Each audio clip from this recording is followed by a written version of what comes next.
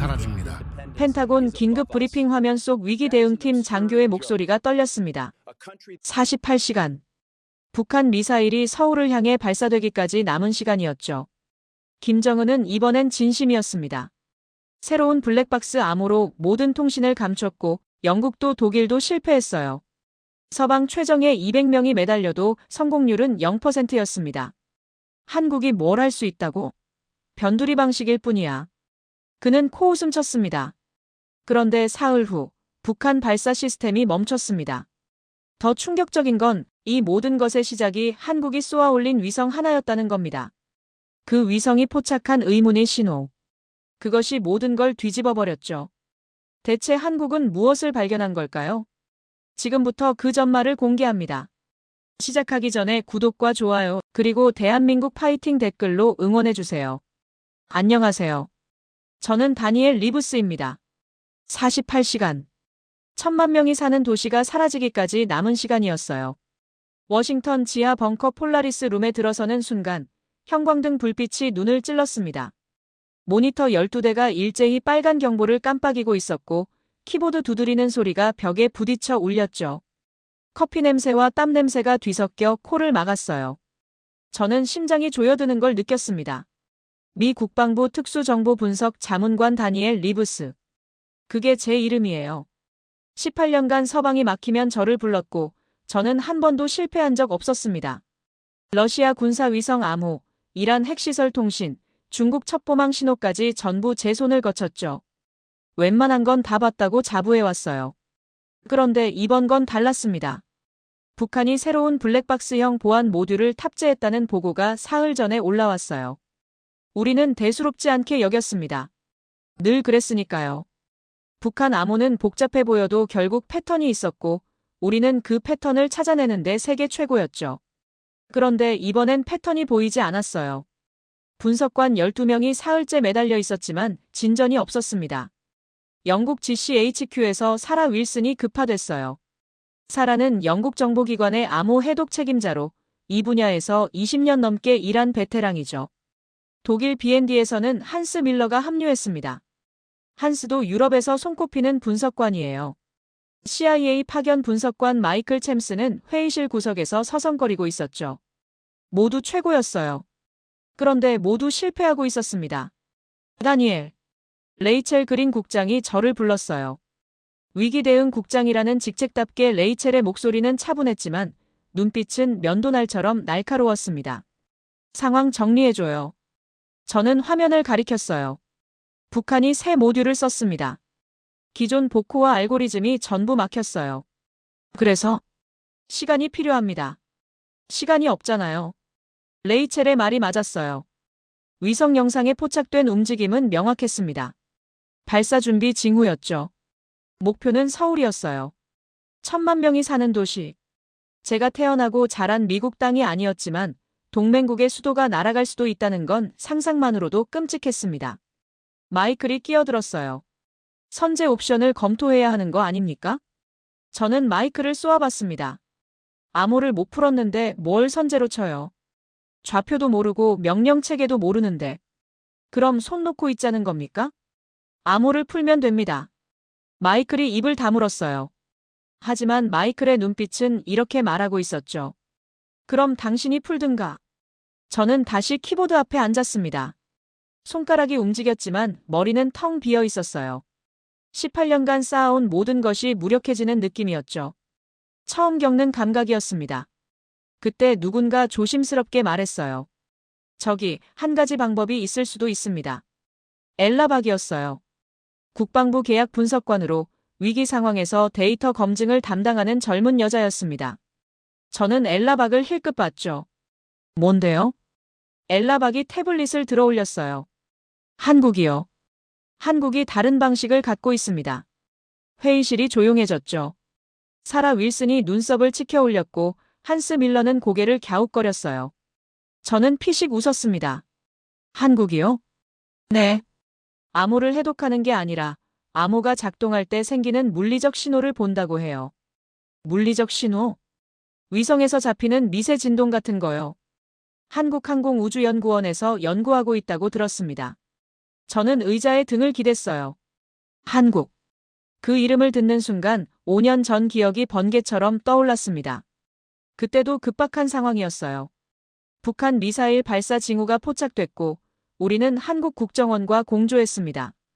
저는 팀을 이끌고 사흘 밤을 새웠죠. 암호를 해독하고 발사 좌표를 추적하고 명령 체계를 파악했어요. 결정적인 순간 저는 단서를 찾아냈습니다. 암호 속에 숨겨진 타이밍 신호였죠. 그걸 기반으로 발사 시점을 예측했어요. 작전은 성공했습니다. 그런데 보고서가 올라갔을 때 제 이름은 없었어요. 한국 국정원이 공동 보고서를 작성했는데 핵심 기여자 명단에서 저를 빼버렸죠. 저는 항의했습니다. 돌아온 대답은 이랬어요. 외교적 고려가 있습니다. 외교적 고려. 그 말이 아직도 귓가에 맴돌아요. 제가 사흘밤을 새운 건 외교적 고려라는 4글자로 증발했습니다. 한국은 성과만 챙기고 저는 빈손이 됐죠. 그 뒤로 저는 한국과 일하지 않았어요. 아니, 일하고 싶지 않았습니다. 한국은 도와주는 척하지만 결국 자기 성과만 챙기는 나라. 그게 제 결론이었죠. 다니엘. 레이첼이 저를 쳐다보고 있었습니다. 저는 고개를 저었어요. 한국은 안 됩니다. 이유가? 경험이요. 한국과 일하면 꼬여요. 엘라박이 조심스럽게 말했습니다. 하지만 시간이 없잖아요. 그래서 더 안 돼요. 저는 단호하게 말했죠.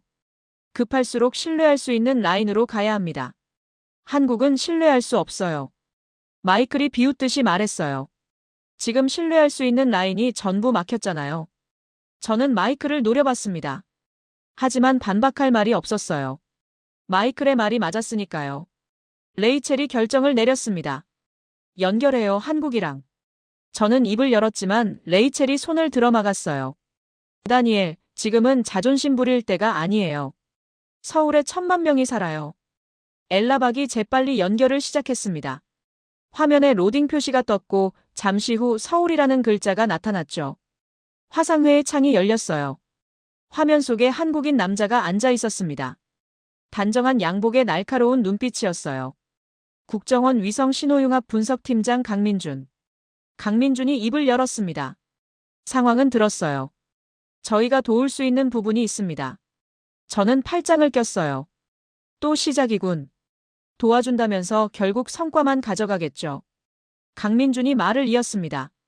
암호 자체를 푸는 건 저희도 어려워요. 하지만 다른 방법이 있습니다. 다른 방법? 물리 신호예요. 암호가 작동할 때 기계가 내는 신호를 봅니다. 그때 화면 한쪽에서 또 다른 목소리가 들렸어요. 기계도 숨을 쉽니다. 심장이 뛰죠. 그 소리를 듣는 겁니다. 카메라가 움직이면서 또 다른 사람이 보였습니다. 회색 점퍼를 입은 남자였어요. 머리가 희끗희끗했고 얼굴에 피로가 짙게 내려앉아 있었죠. 한국항공우주연구원 박도현. 저는 속으로 한숨을 쉬었어요. 기계의 심장 소리. 뭔 소린지 모르겠지만 비과학적으로 들렸습니다. 박도현이 말했어요. 26년간 위성 신호를 분석해왔습니다. 미세 진동 간섭 신호라는 게 있어요. 발사 준비 과정에서 펌프, 밸브, 금속 구조물이 떨릴 때 나오는 파동이죠. 인간 귀에는 안 들리지만 위성 센서가 잡아냅니다. 저는 고개를 갸웃거렸어요. 그래서 그걸로 뭘 할 수 있는데요? 암호를 우회할 단서를 찾을 수 있어요. 저는 피식 웃었습니다. 단서. 단서를 찾는 건 좋죠. 그런데 그 단서로 뭘 합니까? 결국 암호를 풀어야 하는 건 마찬가지인데요. 레이첼이 저를 쳐다봤어요. 어떻게 생각해요, 다니엘? 저는 솔직하게 말했습니다. 시간 낭비 같아요. 우리가 직접 푸는 게 빠를 겁니다. 직접 풀 수 있어요? 풀 수 있어요. 거짓말이었습니다. 풀 수 있다는 확신은 없었어요. 그런데 한국한테 도움을 받느니 차라리 실패하는 게 나았죠. 강민준이 화면에서 말했어요. 리브스 자문관님, 저희도 시간이 없습니다. 협조하시면 빨리 끝낼 수 있어요.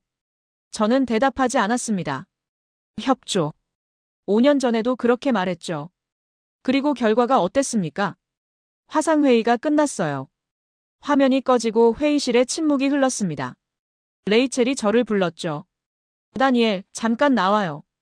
복도로 나왔습니다. 형광등이 윙윙거렸고 저 멀리서 환풍기 돌아가는 소리가 희미하게 들렸어요.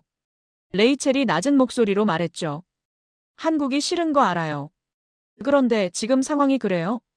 한국 방식은 안 됩니다. 검증도 안 된 이론으로 시간만 버릴 거예요. 그럼 당신 방식으로 풀 수 있어요? 저는 대답하지 못했습니다. 레이첼이 한숨을 쉬었어요. 생각해봐요. 레이첼이 돌아갔습니다. 저는 복도에 혼자 서 있었어요. 냉기가 발끝부터 올라왔고 형광등 불빛이 얼굴을 창백하게 비췄죠. 한국이라. 저는 주먹을 쥐었습니다. 절대 안 돼요. 한국한테 빚지느니 차라리 제가 풉니다. 그런데 가슴 한구석에서 불안이 꿈틀거렸어요. 혹시 내가 틀리면? 혹시 한국이 맞으면? 저는 그 생각을 억눌렀습니다. 아니에요. 한국은 답이 아닙니다. 그건 확실해요. 저는 다시 회의실로 들어갔습니다.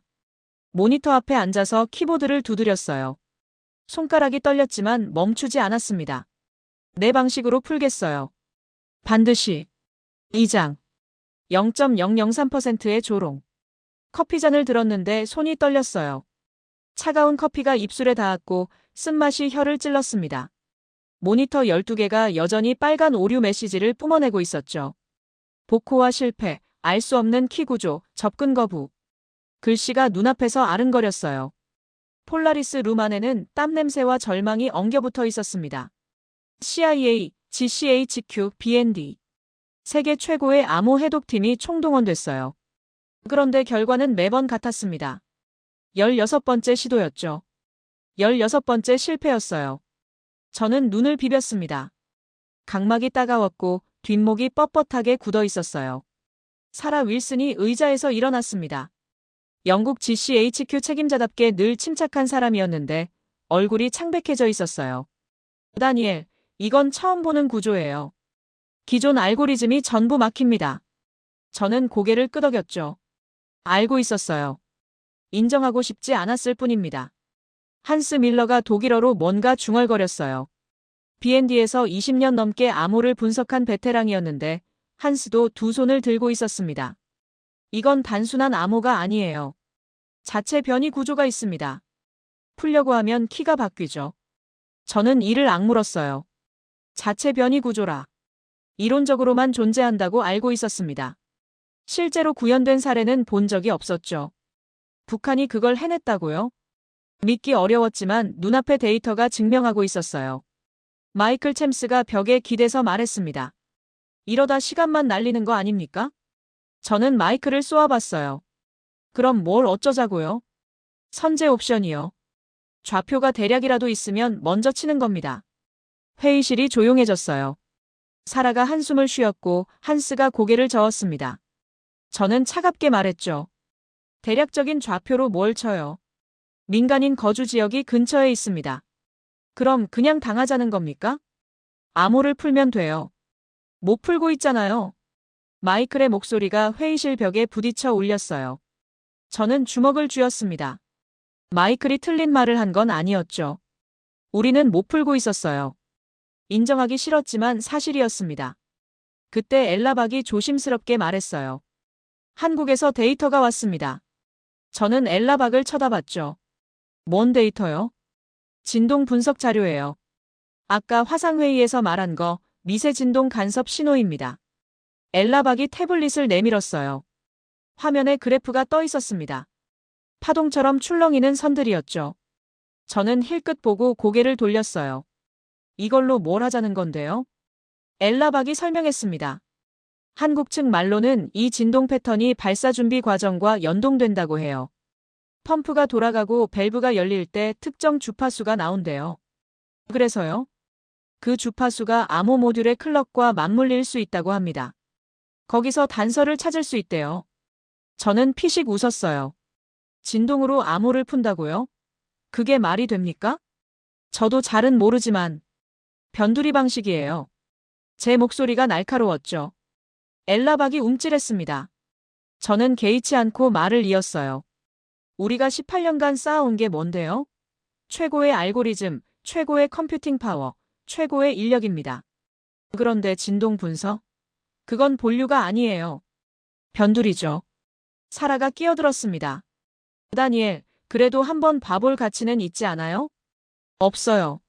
왜요? 시간 낭비니까요. 저는 단호하게 말했어요. 사라가 입을 다물었습니다. 한스도 아무 말 없이 모니터를 쳐다봤죠. 레이첼 그린 국장이 회의실 문을 열고 들어왔어요. 레이첼의 얼굴에 피로가 짙게 내려앉아 있었습니다.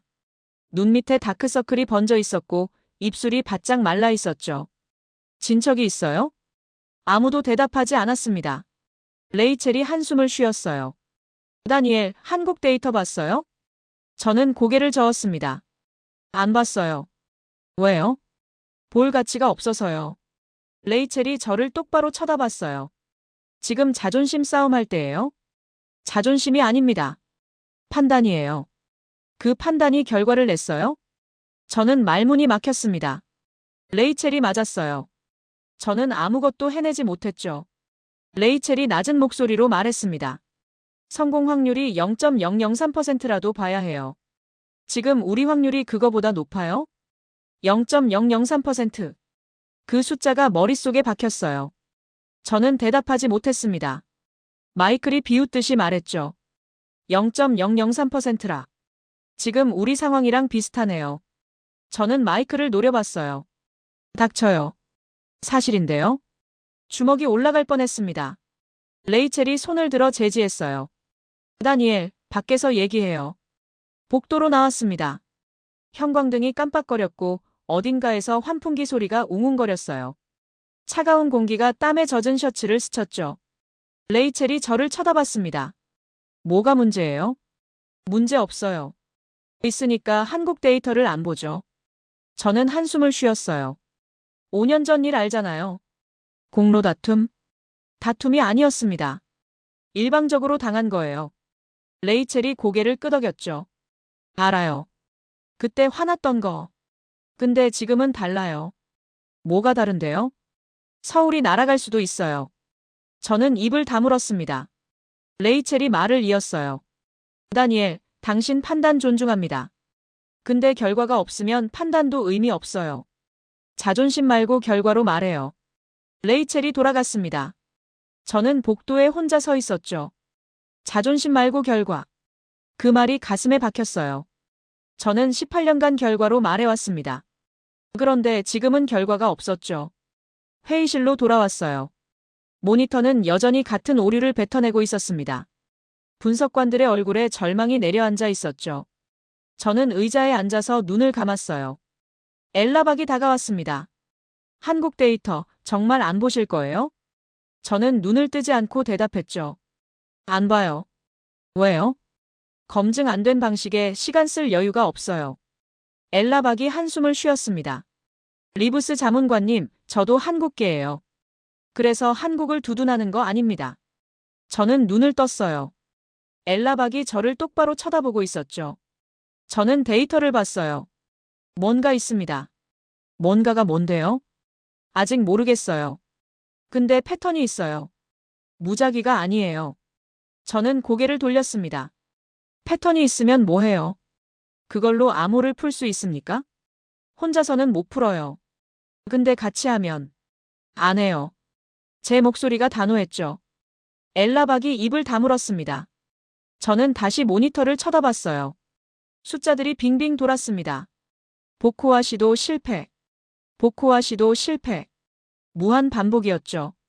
손이 떨렸어요. 분노 때문인지 공포 때문인지 모르겠었습니다. 아마 둘 다였을 거예요. 한국은 안 돼요. 저는 속으로 되뇌었습니다. 절대 안 됩니다. 내 방식으로 풀어야 해요.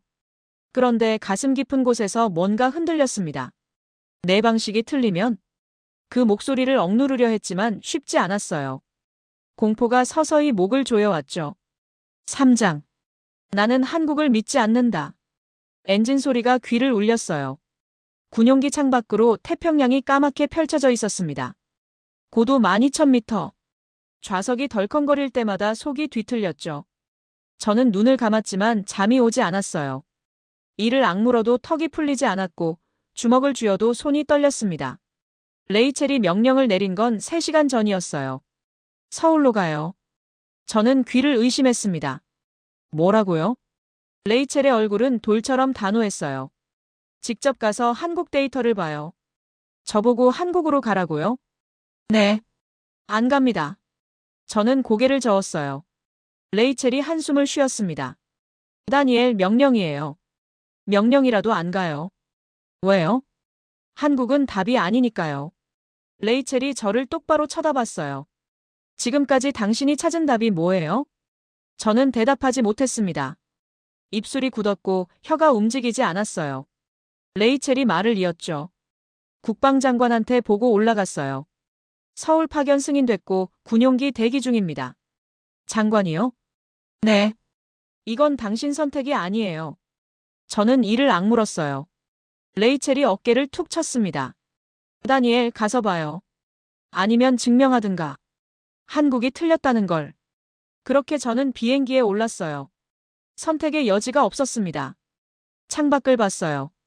구름이 달빛에 희미하게 빛나고 있었습니다. 저는 주먹을 쥐었죠. 한국. 그 이름만 떠올려도 속이 부글거렸어요.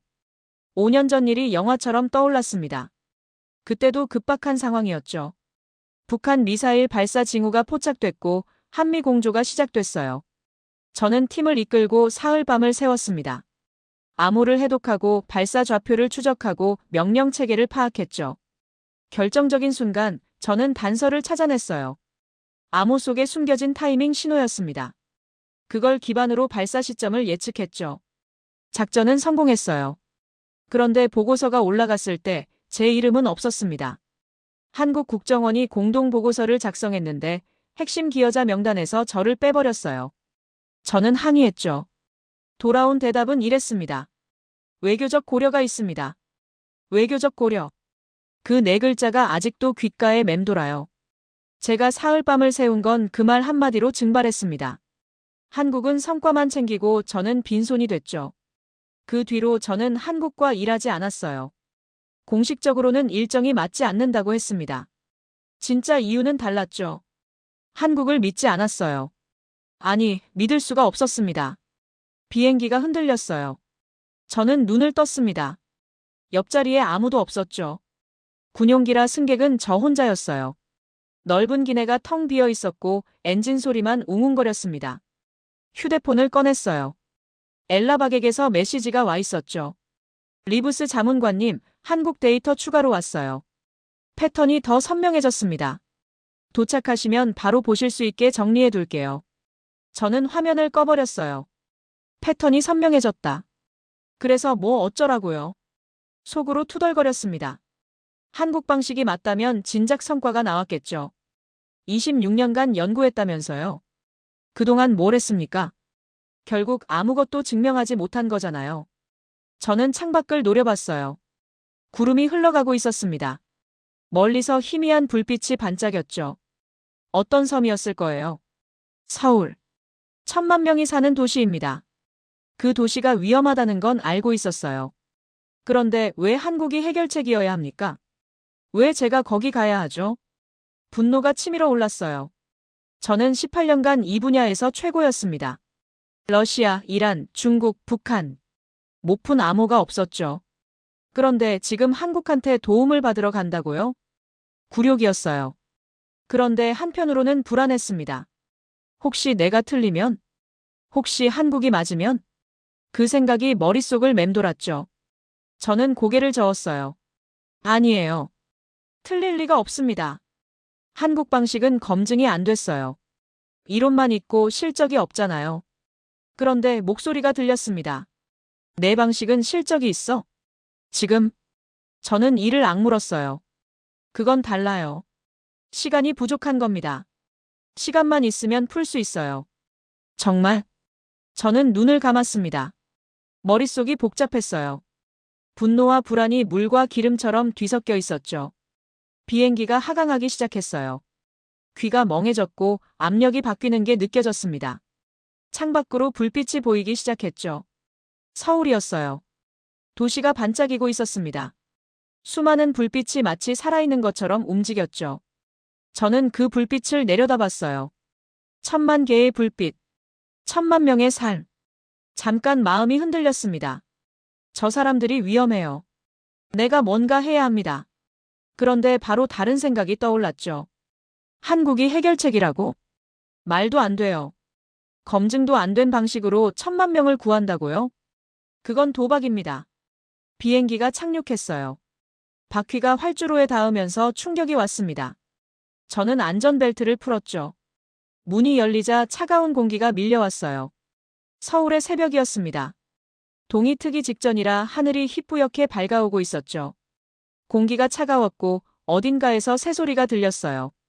활주로에 검은색 승합차가 대기하고 있었습니다. 저는 계단을 내려갔어요. 발이 땅에 닿는 순간 저는 다짐했죠. 증명하겠습니다.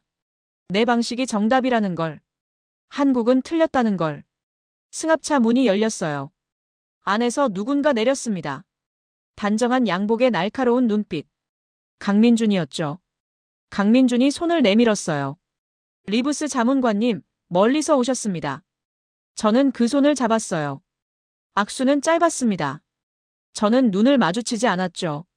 시간이 없으니 바로 가시죠. 강민준이 말했어요. 저는 고개만 끄덕였습니다. 승합차에 올라탔어요. 차가 움직이기 시작했죠. 창밖으로 서울거리가 스쳐 지나갔습니다. 건물들이 빽빽하게 들어서 있었어요. 도로에는 차들이 벌써 움직이고 있었죠. 새벽인데도 도시는 깨어 있었습니다. 저는 창밖을 보면서 입술을 깨물었어요. 가서 확인하겠습니다. 한국이 틀렸다는 걸. 그리고 돌아가서 제 방식으로 풀겠죠. 사장. 회색 점퍼의 한국인. 국정원 지하 회의실 문이 열리자 냉기가 확 밀려왔어요. 형광등 불빛이 창백하게 내려앉았고 벽면 모니터 6대가 파란 대기 화면을 띄우고 있었습니다. 서버팬 소리가 웅웅거렸고 어딘가에서 커피 향이 희미하게 떠돌았죠. 저는 의자에 앉아서 팔짱을 꼈어요. 긴장보다는 짜증이 앞섰습니다. 강민준이 테이블 맞은편에 앉았어요. 국정원 실무진 서너 명이 뒤에 서 있었습니다. 분위기가 묘했죠. 저를 환영하는 것 같으면서도 경계하는 눈빛이었어요. 강민준이 먼저 입을 열었습니다. 리브스 자문관님, 단도직입적으로 말씀드릴게요. 그러세요. 저희도 암호 자체를 푸는 건 어렵습니다. 저는 속으로 비웃었어요. 그럼 왜 부른 겁니까? 시간 낭비하려고요? 강민준이 말을 이었습니다. 하지만 다른 길이 있어요. 암호를 정면으로 뚫는 게 아니라 우회하는 겁니다. 우회요? 네. 암호가 작동할 때 생기는 물리적 신호를 분석하는 거죠. 저는 한숨을 쉬었어요. 또 그 얘기군요. 진동 어쩌고. 그건 워싱턴에서 들었습니다. 알아요. 근데 직접 보시면 달라요. 뭐가 다른데요? 강민준이 잠깐 멈췄습니다. 뭔가 고민하는 표정이었어요. 그러더니 문 쪽을 쳐다봤죠. 오늘 핵심 인물이 직접 오셨습니다. 한국항공우주연구원 수석연구원이에요. 문이 열렸어요. 저는 고개를 돌렸습니다. 회색 점퍼를 입은 남자가 들어왔어요. 머리가 희끗희끗했고 얼굴에 깊은 주름이 패여 있었습니다. 체격은 왜소했고 어깨가 약간 구부정했죠. 한눈에 봐도 현장에서 오래 일한 사람 같았어요. 점퍼 소매가 달아있었고 신발도 낡아 보였습니다. 박도현. 화상회의에서 봤던 그 사람이었어요. 박도현이 가볍게 고개를 숙였습니다. 먼 길 오셨어요. 목소리가 낮고 차분했죠. 저는 대답하지 않았어요. 그냥 쳐다봤습니다. 박도현도 저를 쳐다봤죠. 눈빛이 묘했어요. 피로가 짙게 내려앉아 있었지만 그 안에 뭔가 단단한 게 있었습니다. 흔들리지 않는 눈이었어요.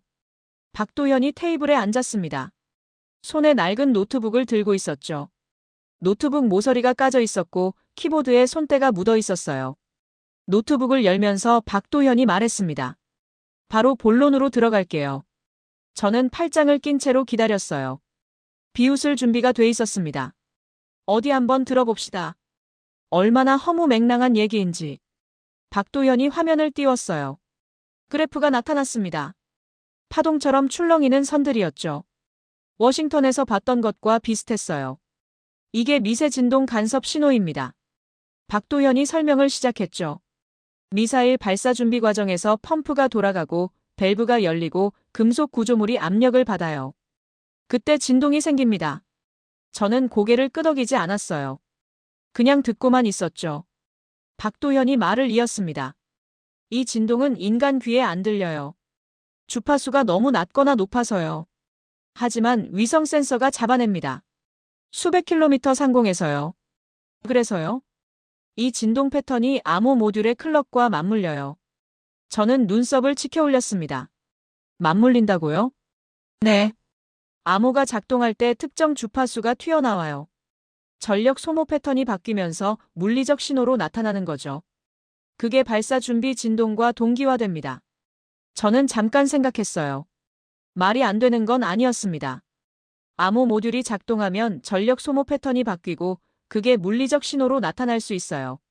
사이드 채널 공격이라는 개념이었죠. 들어본 적은 있었습니다. 그런데 그걸 위성으로 잡는다고요? 수백 킬로미터 상공에서? 말이 됩니까? 위성으로 그런 미세 신호를 잡을 수 있어요? 저는 회의적으로 물었습니다. 박도현이 고개를 끄덕였죠. 쉽지 않아요. 26년 걸렸습니다. 26년. 그 숫자에 저는 살짝 움찔했어요. 박도현이 말을 이었습니다. 처음에는 아무도 안 믿었어요. 이론적으로 가능하다고 해도 실제로 검출하는 건 다른 문제니까요. 노이즈를 걸러내고 신호를 분리하고 패턴을 찾아내는데 26년이 걸렸습니다. 저도 포기할 뻔했어요. 근데 안 포기했고요. 네. 박도현의 목소리가 담담했어요. 자랑하는 게 아니었습니다. 그냥 사실을 말하는 것 같았죠. 저는 화면을 다시 봤어요. 그래프가 흔들리고 있었습니다. 패턴이 있는 것 같기도 하고 없는 것 같기도 했죠. 이게 패턴입니까? 저는 물었어요. 박도현이 고개를 끄덕였습니다. 네. 여기 보이시죠? 박도현이 화면을 확대했어요. 특정 구간에서 파동이 규칙적으로 반복되고 있었습니다. 물결이 일정한 간격으로 솟아올랐다 가라앉았죠. 이 주기가 암호 모듈의 클럭 주기와 일치해요. 확실합니까? 확실합니다. 저는 입술을 깨물었어요. 뭔가 이상했죠. 이게 진짜라면 왜 진작 안 썼습니까? 26년이나 연구했으면서요. 이 기술이 검증된 적 있어요? 저는 날카롭게 물었습니다. 박도현이 잠깐 멈췄죠. 실전에서는 처음이에요. 그럼 검증이 안 됐다는 거잖아요. 이론적으로는 검증됐습니다. 이론이랑 실전은 달라요. 저는 단호하게 말했습니다. 박도현이 저를 쳐다봤어요. 눈빛이 흔들리지 않았죠. 알아요. 그래서 지금 하는 겁니다. 저는 말문이 막혔어요. 뭔가 할 말을 찾으려 했지만 나오지 않았습니다. 강민준이 끼어들었죠. 리브스 자문관님, 저희도 위험 부담 알아요. 근데 다른 방법이 없잖아요. 다른 방법이 있습니다. 제가 풀면 돼요. 워싱턴에서 못 푸셨잖아요. 저는 강민준을 쏘아봤어요. 강민준이 물러서지 않았습니다. 눈빛이 차분했지만 단단했죠. 박도현이 다시 말했어요. 리브스 자문관님, 저도 암호를 푸는 게 정석인 거 알아요. 근데 정석이 안 통할 때가 있습니다. 그래서 변칙을 쓰자는 거예요? 변칙이 아니에요. 박도현의 목소리가 단호해졌습니다. 저는 박도현을 쳐다봤죠. 기계도 숨을 쉬어요. 심장이 뜁니다. 저는 그 소리를 듣는 겁니다. 암호가 아니라 기계의 몸을 보는 거예요. 기계의 심장. 그 말이 이상하게 귓가에 맴돌았어요. 박도현이 손을 들어 화면을 가리켰습니다. 그때 저는 박도현의 손을 봤죠. 손등에 검버섯이 있었고 손가락 마디가 굵었어요. 손톱 밑에 기름때 같은 게 끼어 있었습니다. 현장에서 오래 일한 손이었죠. 책상 앞에만 앉아있던 손이 아니었어요. 저는 그 손에서 눈을 뗄 수가 없었습니다. 뭔가 진짜 같았어요. 저런 손을 가진 사람이 거짓말을 할까요? 26년을 바친 사람이? 저는 고개를 저었어요. 아닙니다. 속으면 안 돼요. 한국은 믿을 수 없습니다. 그런데 가슴 한구석에서 뭔가 흔들렸어요. 균열이 생기는 느낌이었죠. 아주 작았지만 분명했습니다. 저는 그 균열을 애써 무시했어요. 5장. 26년을 버틴 거절. 분석실로 자리를 옮겼어요. 모니터 10대가 벽면을 채우고 있었고 파란 불빛이 어둠 속에서 깜빡거렸습니다. 서버팬이 쉬지 않고 돌아갔고 키보드 두드리는 소리가 서걱서걱 울렸죠. 에어컨 바람이 목덜미를 스쳤어요. 저는 의자에 앉아서 화면을 노려봤습니다. 아직도 믿기 어려웠죠. 박도현이 데이터를 띄우고 있었어요. 손가락이 키보드 위를 빠르게 움직였습니다. 나이가 들어 보였지만 손놀림은 정확했죠. 한치의 망설임도 없었어요.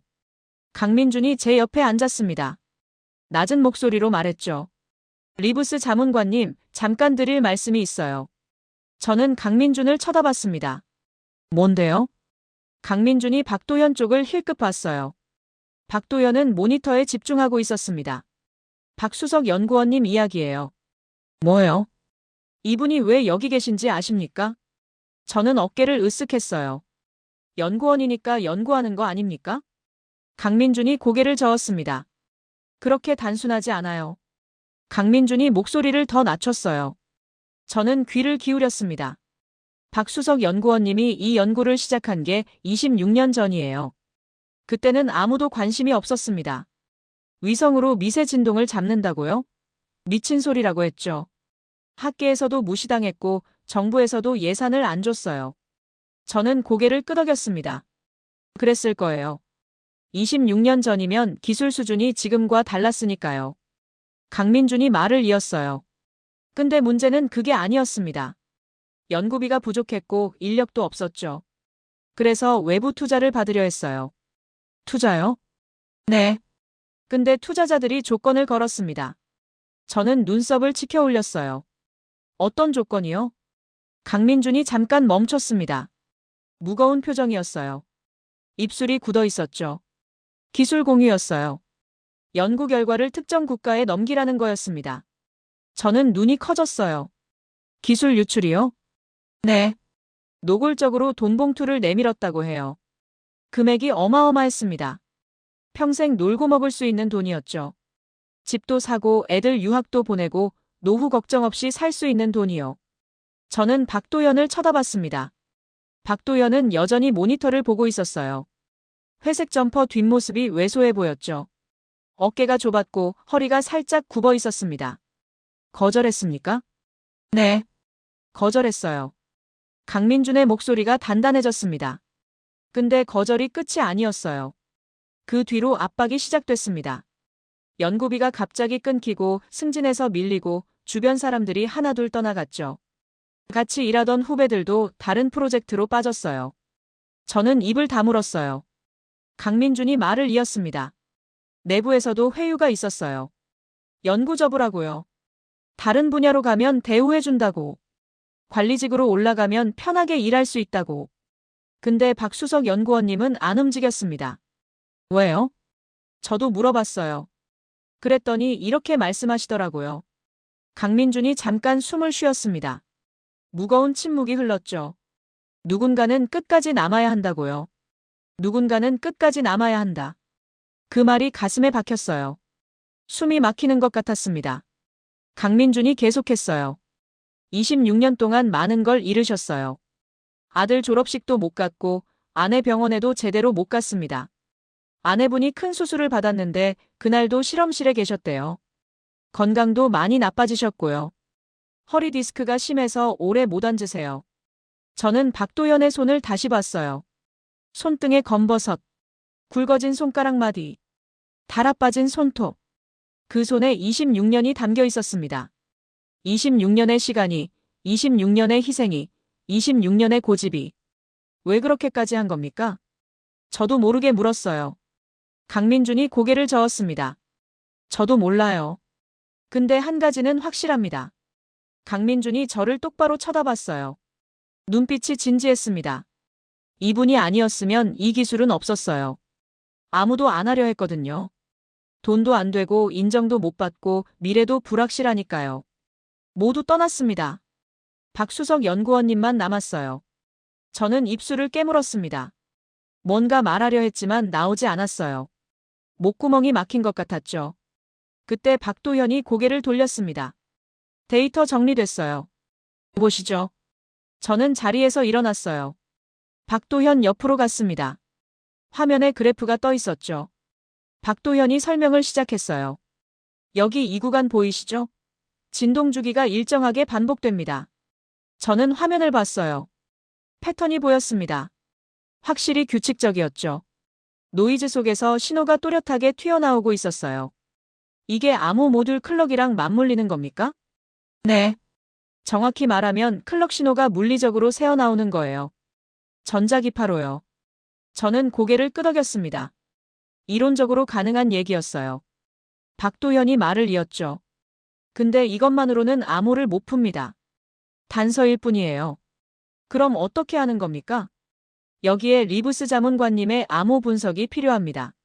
저는 박도현을 쳐다봤어요. 박도현이 저를 똑바로 보고 있었습니다. 눈빛이 진지했죠. 거기에는 어떤 계산도 어떤 속셈도 없었어요. 그냥 진심이었습니다. 저는 물리 신호를 읽을 수 있어요. 근데 그걸 암호로 연결하는 건 제 분야가 아닙니다. 자문관님이 해주셔야 해요. 저는 잠깐 멈췄어요. 박도현이 저한테 도움을 요청하고 있었습니다. 아니, 협력을 제안하고 있었죠. 저는 속으로 생각했어요. 이 사람은 26년을 바쳤습니다. 돈도 거절하고 가족도 희생하고 건강도 잃었죠. 그런데 지금 저한테 손을 내밀고 있어요. 저는 뭘 했습니까? 한국을 깎아내렸죠. 검증도 안 된 방식이라고 비웃었습니다. 변두리라고 했어요. 근데 정작 제가 지키려 한 건 뭡니까? 암호 해독의 정석? 서방의 자존심? 아니었어요. 제 자존심이었습니다. 제 서열이었죠. 내가 최고라는 걸 증명하고 싶었던 거예요. 부끄러움이 밀려왔어요. 얼굴이 뜨거워졌습니다. 저는 시선을 피했죠. 그때 휴대폰이 울렸어요. 엘라 박에게서 메시지였습니다. 리브스 자문관님, 워싱턴 상황 안 좋아요. 군사 옵션 얘기가 점점 커지고 있습니다. 마이클이 밀어붙이고 있어요. 지금 한국을 믿지 않으면 서울이 위험해집니다. 저는 화면을 쳐다봤습니다. 서울이 위험하다. 1000만 명이 위험해요. 저는 고개를 들었습니다. 박도현이 저를 보고 있었어요. 강민준도요. 국정원 실무진들도 모두 저를 기다리고 있었습니다. 아무도 재촉하지 않았어요. 그냥 기다렸죠. 저는 깊이 숨을 쉬었어요. 결정해야 했습니다. 26년. 그 시간이 머릿속을 맴돌았어요. 이 사람은 26년을 버텼습니다. 저는 사흘도 못 버티고 여기 왔죠. 저는 입을 열었습니다. 박수석 연구원님.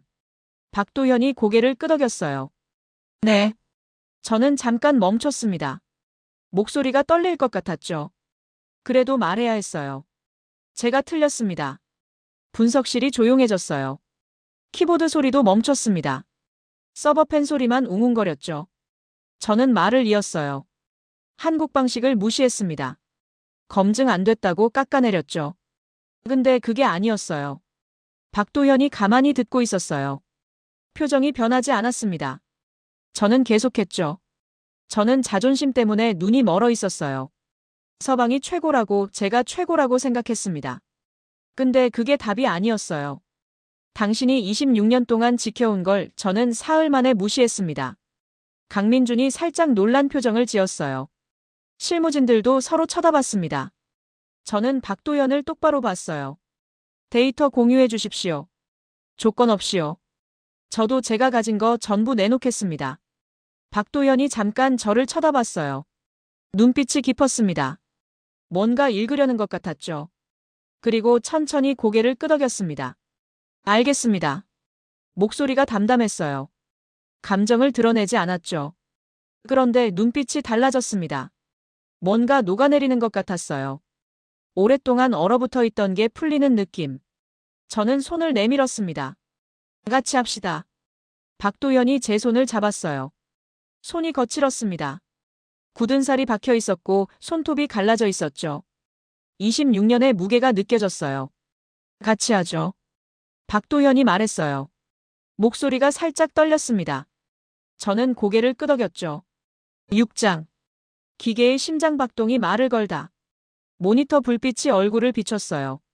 커피잔은 이미 3번째 비워졌고 눈이 뻑뻑하게 말라 있었습니다. 데이터가 폭포수처럼 쏟아지고 있었죠. 박도현이 제 옆에 앉아서 키보드를 두드렸어요. 강민주는 뒤에 서서 전화기를 붙들고 워싱턴과 통화하고 있었습니다. 서버펜 소리가 쉬지 않고 돌아갔고 에어컨 바람이 차갑게 불어왔죠. 분석이 시작된 지 20시간이 지났어요. 저는 박도연이 보내준 진동 데이터를 레이어로 찍고 있었습니다. 주파수를 분해하고 패턴을 추출하고 노이즈를 걸러냈죠. 처음엔 아무것도 안 보였어요. 그냥 무작위 파동처럼 보였습니다. 그런데 12시간째부터 뭔가 달라졌어요. 여기 보세요. 박도현이 화면을 가리켰습니다. 특정 구간에서 파동이 규칙적으로 튀어나오고 있었죠. 이 주기 익숙하지 않으세요? 저는 눈을 가늘게 떴어요. 그래프를 훑어봤습니다. 파동의 간격을 계산했죠. 잠깐. 이거 클럭 신호예요. 저는 중얼거렸습니다. 암호 모듈의 클럭 신호랑 일치해요. 박도현이 고개를 끄덕였죠. 맞아요. 암호가 작동할 때 전력 소모 패턴이 바뀌고 그게 미세 진동으로 나타나는 겁니다. 저는 의자에서 몸을 앞으로 기울였어요. 심장이 빨라지기 시작했습니다. 손끝이 저릿저릿했죠. 이게 진짜라면 여기서 타이밍을 추출할 수 있어요. 저는 말했습니다. 암호가 언제 활성화되는지, 어떤 순서로 작동하는지. 박도현의 눈빛이 반짝였어요. 그게 단서예요. 암호 자체를 푸는 게 아니라 암호의 행동 패턴을 읽는 겁니다. 저는 키보드를 두드리기 시작했어요. 손가락이 빠르게 움직였습니다. 워싱턴에서 실패했던 복호와 알고리즘을 다시 꺼냈죠. 이번엔 달랐어요. 진동 데이터에서 추출한 타이밍 정보를 입력했습니다. 화면에 숫자들이 쏟아졌어요. 저는 숨을 죽이고 지켜봤습니다. 심장이 목구멍까지 올라온 것 같았죠. 오류. 복호와 실패. 저는 한숨을 쉬었어요. 또 실패야. 그런데 박도현이 말했습니다. 잠깐요. 여기 보세요. 박도현이 다른 화면을 가리켰어요. 진동 그래프 한쪽에 이상한 패턴이 있었습니다. 규칙적인 파동 사이에 불규칙한 튀어나옴이 있었죠. 마치 심장이 불규칙하게 뛰는 것처럼요. 이게 뭐예요? 저는 물었습니다. 박도현이 눈을 가늘게 떴어요. 화면을 확대했죠. 모르겠어요. 처음 보는 패턴입니다. 저는 그 패턴을 더 확대했어요. 자세히 보니까 완전히 불규칙한 게 아니었습니다. 어떤 주기가 있었어요. 아주 긴 주기. 일반적인 클럭 주기보다 훨씬 긴. 이거 암호 모듈이 아닌 것 같아요. 저는 말했습니다. 다른 뭔가예요. 박도현이 고개를 갸웃거렸죠. 다른 뭔가. 저는 데이터를 더 분석했어요. 패턴의 주기를 계산했습니다. 숫자들이 머릿속에서 맞춰지기 시작했죠. 그리고 깨달았어요. 이건 통신 신호예요. 저는 말했습니다. 암호 모듈이 아니라 외부로 나가는 통신 신호입니다. 박도현의 눈이 커졌어요. 외부 통신이요? 네. 발사 준비 상황을 어딘가에 보고하는 거예요. 아마 명령 체계일 겁니다. 상부에 보고하고 지시를 받고 다시 보고하고. 강민준이 전화를 끊고 다가왔습니다. 명령 체계요? 그럼 이걸로 뭘 알 수 있어요? 저는 화면을 가리켰어요. 통신 타이밍을 알 수 있습니다. 언제 보고하고 언제 명령을 받는지. 명령 체계가 열리고 닫히는 순간을요. 그리고 저는 잠깐 멈췄습니다. 뭔가 더 있었어요. 퍼즐 조각이 맞춰지고 있었죠. 자금 이동이요. 박도현이 말했습니다. 저는 박도현을 쳐다봤어요. 놀랐죠. 박도현이 설명했습니다. 26년간 이 신호를 분석하면서 알게 된 게 있어요. 발사 준비만 잡히는 게 아닙니다. 권력의 습관도 잡혀요. 권력의 습관? 돈이 움직일 때 특정 패턴이 나타나요. 대규모 자금이 이동하면 통신량이 늘어나고 특정 주파수가 활성화됩니다. 은폐 지시가 내려올 때도요. 명령 체계가 열리고 닫히는 순간도 신호로 잡혀요. 기계는 거짓말을 못해요. 사람은 숨겨도 기계는 드러냅니다. 저는 믿기 어려웠어요. 그런데 데이터가 증명하고 있었습니다. 저는 다시 분석에 들어갔어요.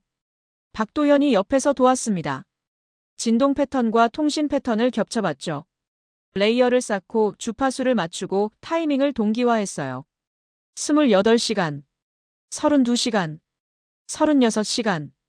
그리고 마침내 퍼즐이 맞춰졌어요. 찾았습니다. 저는 말했죠. 목소리가 떨렸어요.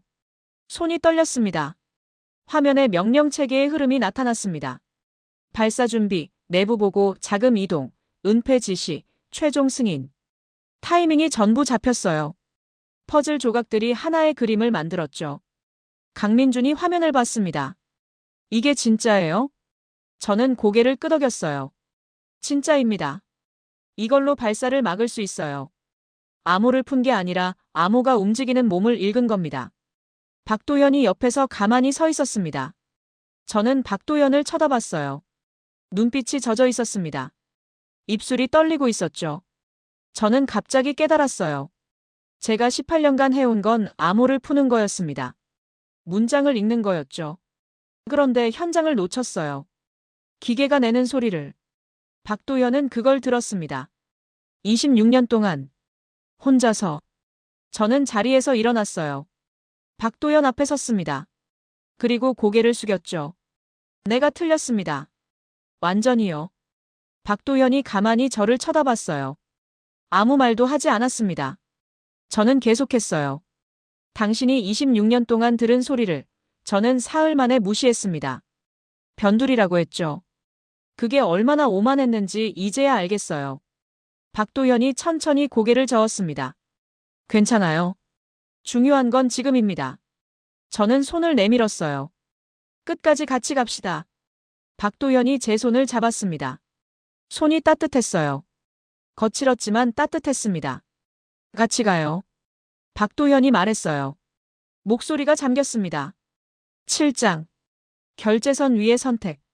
선택의 순간이 왔어요. 회의실에는 긴장감이 팽팽하게 흘렀습니다. 숨소리조차 들릴 것 같았죠. 저는 테이블 한쪽에 앉아 있었고 강민준과 박도현이 맞은편에 있었어요. 화면에는 워싱턴이 연결돼 있었습니다. 레이첼과 마이클의 얼굴이 보였죠. 강민준이 입을 열었어요. 두 가지 선택이 있습니다. 화면에 그래프가 떴습니다. 발사 준비 진동 패턴과 명령 체계 흐름이 나란히 보였죠. 첫째, 봉인이에요. 강민준이 말했어요. 지금 가진 정보를 묻어두는 겁니다. 발사만 막고 끝내죠. 근데 문제가 있어요. 뭔데요? 레이첼이 물었습니다. 위협이 다시 돌아와요. 근본적인 해결이 아니니까요. 얼마 안 가서 똑같은 상황이 반복될 겁니다. 아니, 더 심해질 수도 있어요. 우리가 안다는 걸 모르니까 더 대담해지겠죠. 마이클이 끼어들었어요. 그래도 당장은 막을 수 있잖아요. 그게 중요한 거 아닙니까? 강민준이 고개를 저었습니다. 당장만 보면 그래요. 근데 장기적으로는 더 위험해집니다. 저는 가만히 듣고 있었어요. 강민준이 말을 이었습니다. 둘째, 공개예요. 공개요? 레이첼이 눈썹을 치켜 올렸습니다. 네. 우리가 찾은 정보를 국제사회에 공개하는 겁니다. 물론 그냥 공개하면 안 돼요. 교차 검증을 거쳐야 합니다. 교차 검증? 박도현이 설명했어요. 영국 GCHQ, 독일 BND, 일본 측까지 같이 검증하는 겁니다. 데이터의 무결성을 확인하고 다중 출처로 신뢰도를 높이죠. 타임스탬프를 붙이고 각 기관이 독립적으로 확인합니다. 마이클이 비웃듯이 말했어요. 공개하면 폭발할 수 있어요. 내부가 어떻게 반응할지 모르잖아요. 강민준이 고개를 끄덕였습니다. 알아요. 위험이 있습니다. 그런데 왜 공개를 고려해요? 저는 입을 열었어요. 봉인하면 끝이 아니니까요. 모두 저를 쳐다봤습니다. 저는 말을 이었죠. 제가 18년간 이 일을 해왔어요. 봉인이 답이었던 적은 한 번도 없었습니다. 문제를 덮으면 더 큰 문제가 돼서 돌아와요. 매번 그랬죠. 마이클이 반박했어요. 그건 당신 생각이잖아요. 지금 상황에서 공개가 맞다는 보장이 어디 있습니까? 저는 마이클을 쳐다봤습니다. 보장은 없어요. 근데 봉인이 맞다는 보장도 없습니다. 회의실이 조용해졌어요. 레이첼이 물었습니다. 한국 측은 어떤 입장이에요? 강민준이 대답했죠. 저희는 공개 쪽으로 기울어 있습니다. 단 조건이 있어요. 조건? 확전이 아닌 무력화예요. 발사 체계를 무력화하되 전쟁으로 번지지 않게 하는 겁니다. 그리고 국제 교차 검증을 거친 뒤에 책임 있는 방식으로 공개합니다. 대통령실과 국정원장 라인이 이 방향으로 정리했어요. 마이클이 의자에서 일어났어요. 이건 미쳤어요. 한국이 주도권을 잡으려는 거 아닙니까? 저는 마이크를 쏘아봤습니다. 주도권이 문제예요? 지금 서울에 1,000만 명이 살아요. 주도권 따질 때가 아닙니다. 그러니까 신중해야 하는 거 아닙니까? 신중한 거랑 비겁한 거랑 달라요. 마이클의 얼굴이 붉어졌어요. 주먹을 쥐는 게 보였습니다. 레이첼이 끼어들었어요. 진정해요, 둘 다. 회의실에 침묵이 흘렀습니다. 에어컨 바람 소리만 웅웅거렸죠. 저는 숨을 깊이 쉬었어요. 그리고 말했습니다. 저는 한국 편에 서겠습니다. 마이클이 눈을 부릅떴어요. 뭐라고요? 공개가 맞아요. 교차 검증을 거치고 책임 있게 공개하는 겁니다. 레이첼이 저를 쳐다봤습니다. 확실해요? 저는 고개를 끄덕였어요. 확실합니다. 한국은 위험을 떠넘기는 게 아니에요. 책임을 짊어지는 방식으로 싸우고 있습니다. 저는 그걸 이제야 알았어요. 레이첼이 잠시 침묵했습니다. 무거운 표정이었죠. 그리고 한숨을 쉬었어요. 알았어요. 워싱턴에서 논의해 볼게요. 화상 연결이 끊겼습니다. 회의실에 저와 강민준, 박도현만 남았어요. 강민준이 물었습니다. 왜 저희 편을 드셨어요? 저는 잠깐 생각했어요. 그리고 대답했죠. 처음에는 한국이 위험을 떠넘기는 거라고 생각했어요. 성과만 챙기고 책임은 회피한다고요. 근데 아니었습니다. 강민준이 가만히 듣고 있었어요. 한국은 책임을 짊어지는 방식으로 싸우고 있어요. 도망가는 게 아니라 맞서는 겁니다. 박수석 연구원님이 26년 동안 그랬던 것처럼요. 저는 그걸 몰랐어요. 박도현이 조용히 말했습니다. 쉬운 선택이 아니에요. 저는 고개를 끄덕였어요.